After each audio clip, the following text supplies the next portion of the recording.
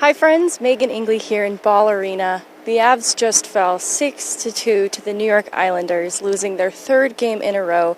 They're still in search of their first win of the season, and it was another very frustrating and disappointing result. Jesse's working behind the scenes tonight, so it's just me in arena, so our little post-game piece of content will look a little bit different tonight. We'll keep it a bit shorter, and we're going to do a fuller breakdown in tomorrow's off-ice pod around 1 p.m. So stay tuned for that if you want to vent a little bit more about this game. But we'll still dive into some of your questions, and I did want to thank all of you who have been submitting questions and comments so far. We really want to make this a piece of content that we do throughout the year, and we couldn't do it without your contributions. So to get it started, I got a question about Jonathan Drouin and Devon Toews. Any updates on those two? Jonathan Drouin, it was initially reported that he would be out for about 2 games with an upper body injury, but Jared Bednar said his timeline is a little bit longer now. He won't be a possibility for Wednesday's game, and they're going to need to do a check-in with him to reevaluate where he's at. Devon Toews, he took a maintenance day on Sunday and then wasn't in tonight's game, and so he has a lower body injury that's classified as day-to-day. It doesn't sound too serious, but obviously when Bednar told reporters that it was just maintenance on Sunday, there was a little bit more update needed from there. Not having Devon Toews in the lineup tonight did seem to have a pretty big impact on this group. I won't attribute it to solely that absence, but this was a team, in Jared Bednar's words, that was terrible tonight. From top to bottom, he was not impressed with the result. All right, next question. How many Avs fans will continue to bash goaltending, yet completely ignore an also struggling defense and offense? There have been a few questions that kind of strike a similar tone of, I think, very reasonable criticism around other parts of the Avs team right now, in addition to goaltending. And I think Jared Bednar, in his post-game breakdown, actually viewed it as one of Georgiev's better performances of the 3 that he's had so far. He made some important saves that he was looking for in past games tonight, so there was a little bit of that confidence. This is still a 6-2 game. There's an empty net goal at the end, so I'm not pinning that on Georgiev. But there were a lot more defensive breakdowns in front of him tonight. You know, I lost track of the tally. At one point there were 3 unassisted goals, which means those are uncontested goals that have several lines of defense broken before it's Georgiev, right? Like, Georgiev should be the 6th line of defense. There are 5 different breakdowns that happen in front of him before that type of thing happens. That's exactly the case tonight. To include a shorthanded goal on what was otherwise a great power play unit. You know, that was maybe the bright spot in the opening 2 games. The Avs' top unit was able to convert on the power play through those 2. They allow a shorthanded goal. Jared Bednar is so disappointed with the initial, shift from that top unit. They get pulled in favor of PP2. When they come back on, a breakdown leads to a shorthanded goal against. That is just not acceptable from the top guys, and you're not looking at that like, well, maybe they're not familiar, maybe they're still getting acclimated. This is a pair of guys who are quite familiar with playing with each other, so those types of mistakes point to a couple of different problems. Jared Bednar said the common thread for some of the mistakes could have been an effort. I think some of it is a little bit morale. He addressed going to talk with the team after tonight and get a pulse check for where the morale is at. Mikko Rantanen talked a little bit about the team's confidence right now, too. It sounds like it's not in a place of no return, but it is in need of some TLC.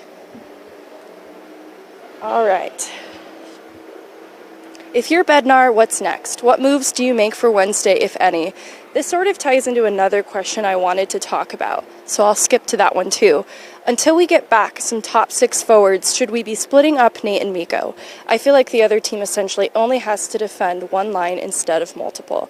I think these questions kind of go together with how I plan to answer it. I think that Casey Mittelstadt should get a chance playing next to Nathan MacKinnon. Maybe this is a little bit bold to say, but some of the brightest spots, for example, the Avs didn't convert on the power play tonight, but Casey Mittelstadt's goal to open the period was on the end of an expiring power play, and it was a connection from MacKinnon to Mittelstadt that made it happen, and there was a play that followed that shortly after where the two found one another. He attempted to bury his own rebound backhand after a feed from MacKinnon off the rush, and I thought, just in my head, if I could be a fly on the wall on the ice in that moment, I'm thinking Nathan MacKinnon really likes playing with Casey Mittelstadt. They seem to be finding one another really well. What would that look like 5v5 if they were on a line together? Now, you lose a center option if you move Mittelstadt up as a winger on the top line, so that's where it becomes a little bit of a bolder take. But I think that right now, you hear the expression, it's a one-line team. I actually feel like this isn't even a one-line team right now. It doesn't seem like the top guys, with Rantanen and McKinnon being the familiars there, are even that comfortable right now. I do like the idea of putting Rantanen and McKinnon away from another and seeing what Rantanen can inject to the newly formed second line, and perhaps what a Middlestat as a winger could do up with McKinnon, just because of the chemistry that has been teased so far. Bednar hasn't shied away from messing with the lines, including tonight. This did mean some sheltered minutes for players like Ritchie, who did score his first NHL goal. The first period might have been the best period for the Avs. The wheels kind of came off for everyone, and that did mean then sheltered minutes for Ritchie, who you saw less and less of throughout the contest. Kind of a similar story for Kovalenko and Ivan as well. As a whole, though, this to me looks like a forward group ripe with opportunity to be moved around a little bit. Can't get much worse. They're not converting on their chances right now. Even though they've consistently been generating them, they're getting a lot of their attempts blocked or missed, and they need to find a way to get through lanes, and I think that starts with chemistry. So work with what you have. Middlestat and McKinnon seem to have some. All right, let's see. Next question.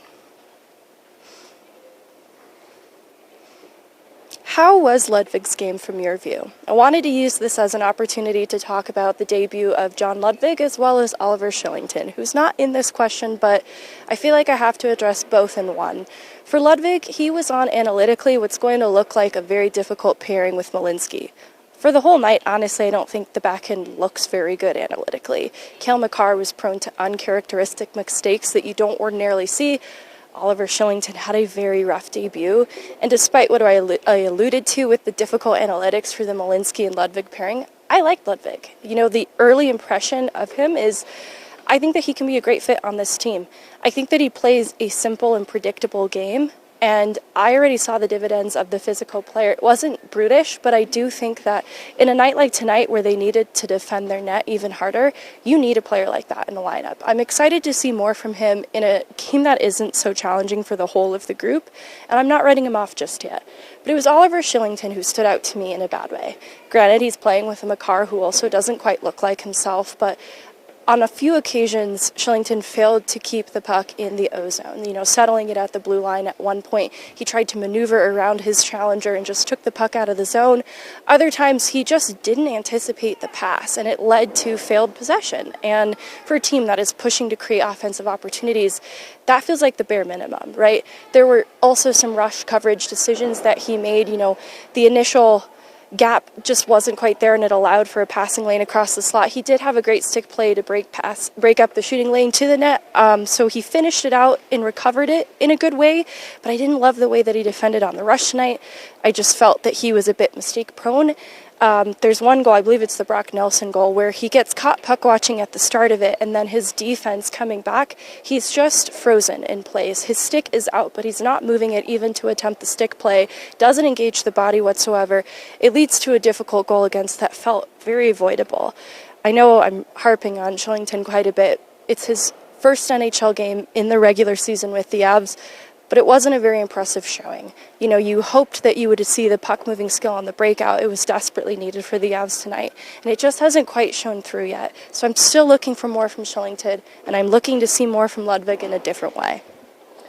All right, that might be all that I have for you guys. Let me just double-check through the questions I flagged. All right, that'll wrap it up for tonight. I promise we're going to do a more extensive breakdown tomorrow with the whole crew, so it's not just me speaking. I really do appreciate all of your comments and questions. I think it is important to have a sounding board right now. I feel your frustrations. I still have a lot of belief in this team, and we'll catch up with you tomorrow.